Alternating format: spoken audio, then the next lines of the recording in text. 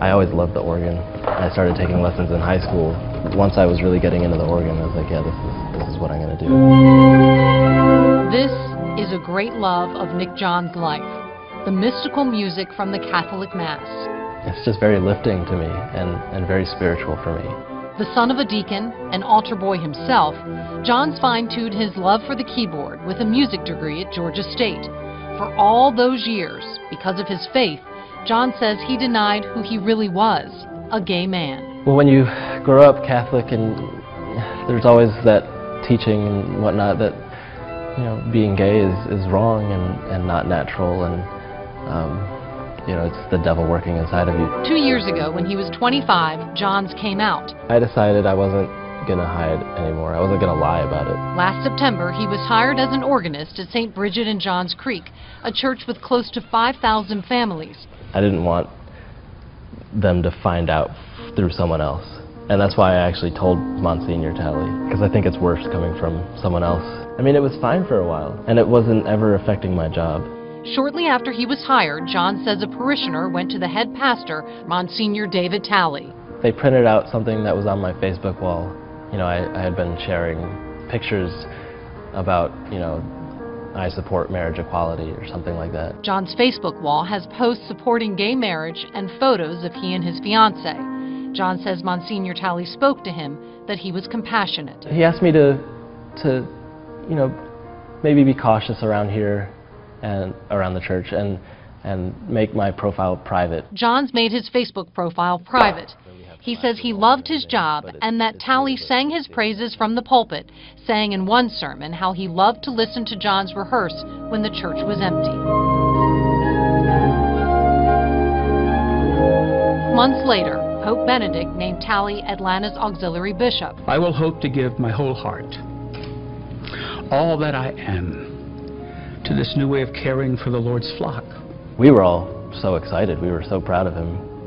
The staff loves him. He was doing wonderful things there. John says just weeks after Talley left St. Bridget, Father Joshua Allen, another priest with the church who served under Talley, called him. And he said, it's like, I hate to do this over the phone, but you're under suspension pending possible termination due to your Facebook account being in moral dissension with the teachings of the Catholic Church. In this letter John's received from St. Bridget, Father Allen writes disciplinary action could include termination. John says 1 week later, Allen gave him the option of termination or resignation. John says he chose resignation. This is video of Father Allen on Atlanta Interfaith Broadcaster's website discussing the Supreme Court's ruling on same-sex marriage. That homosexual activity, it's just another sin. It's not like we have a particular problem with this one over other sins. It's just another sin, and the church is never going to stand by idly as a society tries to take a sin and turn it into something that's not treated as a sin. The Atlanta chapter of the American Guild of Organists wrote to St. Bridget and asked for mediation. It has yet to happen. The Guild filed a complaint against the church and writes in this letter that no Guild member can seek employment there until the matter is resolved. Guild leaders also wrote that members should be treated with dignity regardless of their beliefs and stances on social issues. The Catholic Church has every right to fire Nick Johns or to force his resignation. Employee handbooks at dioceses across the country state church employees must reflect the teachings of the church. The Archdiocese wouldn't speak to us for our story except to say they don't comment on current or former employees. But we did talk to two priests with the Archdiocese who wouldn't go on camera, but who told us Nick John's story is well known and is cause for concern, especially in light of Pope Francis' recent comments. When asked about homosexuals, he said, "Who am I to judge?" And just last week, he said religion doesn't have the right to interfere spiritually in the lives of gays and lesbians. Today, Nick John's heart is where his hands are. I've never felt more at home or welcome than I have here.